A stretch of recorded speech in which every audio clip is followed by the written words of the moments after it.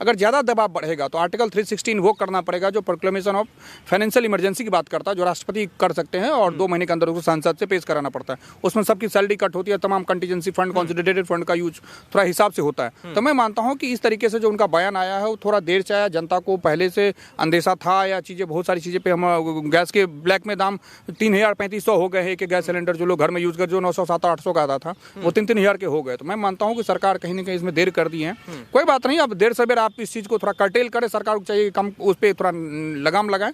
But दाम तो थोड़े महंगाई बढ़ने ही जा रही है, डॉलर जिस हिसाब मजबूत हो जा रहा है, 94-95 रुपये डॉलर हो गया है, तो वो कहीं ना कहीं मान के चले उसका इफेक्ट तो पड़ेगा ही हमारी रोजमर्रा की जिंदगी में। तो अब जनता उसका कैसे क्या जवाब देगी, क्योंकि आगे भी 2027 में इलेक्शंस हैं और ये झगड़े अभी रशिया यूक्रेन को उधर हो रहा है, इधर ईरान को लेकर इजराइल और अमेरिका चल रहा है, तो वो अभी कंटिन्यू ही है, वो कभी एक खत्म होने की तरफ जा नहीं रहा है। तो मुझे लगता है कि एक हम समझिए तूफान से पहले की एक आहट है जो कहीं ना कहीं सरकार इनडायरेक्टली दे दी है। हो सकता है अगर ऐसा सिचुएशन ज़्यादा वर्ष गया तो फाइनेंशियल इमरजेंसी की तरफ हम बढ़ेंगे।